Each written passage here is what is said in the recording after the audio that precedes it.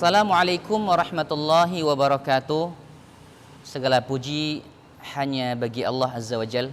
Salawat dan salam semoga senantiasa tercurah kepada Nabi Muhammad sallallahu alaihi wasallam. Allahumma salli ala Muhammad wa ala ali Muhammad. Hadirin dan sivitas Hospitalia RSUD Ciawi yang berbahagia.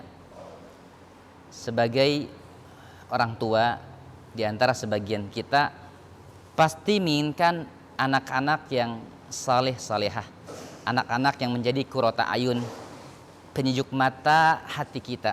Betapa tidak, karena anak-anak adalah menjadi salah satu permata yang memberikan dampak kebahagiaan bagi orang tuanya, bagi sebagian di antara kita, ayah dan bunda, abi uminya.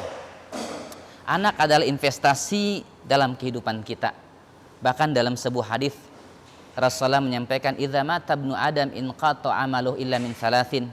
Ketika kita diwafatkan oleh Allah Subhanahu wa taala, Bani Adam sebagai manusia biasa yang pasti akan meninggal, yang pasti akan wafat, semua akan terputus amal-amal kita, inqata amaluh, kecuali tiga hal, tiga perkara, yaitu sedekah jariyah, al ilmu yuntafa'u bih.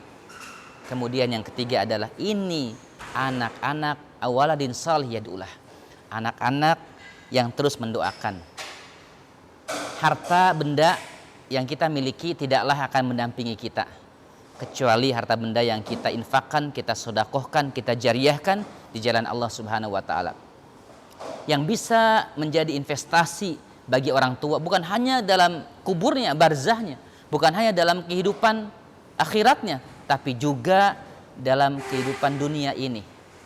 Bagaimanakah kiat-kiat kita agar memiliki anak-anak yang menjadi penyejuk mata hati kita, qurrata ayun, menjadi anak-anak yang saleh-salehah.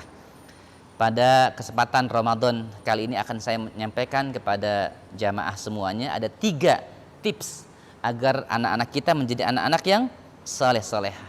Apa itu?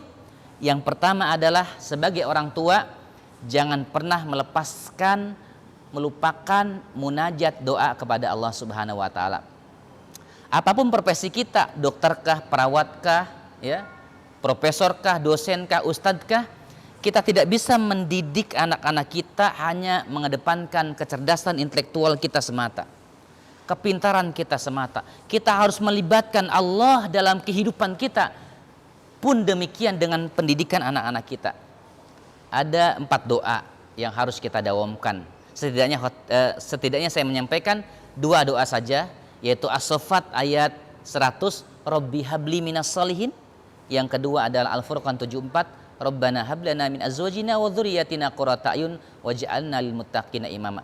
Kuatkan dalam sahur kita, kuatkan dalam iftar buka puasa kita, kuatkan dalam berpuasa kita, kuatkan ketika kita bersedekah dengan doa-doa ini. Maka insya Allah Allah akan ubah anak-anak kita yang tadi mungkin anak-anak kita sulit diatur menjadi anak-anak yang patuh dan taat. Yang kedua adalah perhatikan kesalehan orang tua. Bagaimana interaksi orang tua kepada Allah, interaksi kita sebagai orang tua dalam hal beribadah, sholat kita, zakat mal kita, kita punya harta, kita punya mungkin tabungan, dihitung zakat malnya, infakkan, sodakohkan. Terutama bagaimana kita sebagai orang tua yang masih punya orang tua, kita berbakti atau tidak kepada orang tua kita. Kesolehan orang tua berdampak baik kepada anak-anak kita. Bahkan dalam kisah perjalanan Musa dengan Khidir dalam surat Al-Kahfi, ketika ada tembok atau rumah, dinding rumah yang rusak, kemudian direnovasi oleh Khidir, dan Musa bertanya, mengapa engkau renovasi rumah tersebut? Dan Khidir menjawabnya dengan kalimat indah, wa kana abuhuma shalihan. Karena orang tuanya saleh solehah, maka anak-anaknya Allah jaga, Allah lindungi. Artinya kesalehan orang tua diwajibkan, diperlukan, diharuskan sebelum kita menginginkan anak-anak yang soleh dan solehah. Karena kesalehan orang tua berasar baik kepada anak-anak kita. Yang ketiga, tarbiyah. Punya anak sebagai ayah, ibu, abi, umi, jangan hanya dikasih makan nafkah saja, tapi juga ditarbiyah, dididik, dikasih tahu mana yang hak, mana yang benar, mana yang batil, mana yang halal, mana yang haram. Ku anfusakum wa ahlikum naro. Kita perlu mendidik sebagai orang tua. terutama para ayah.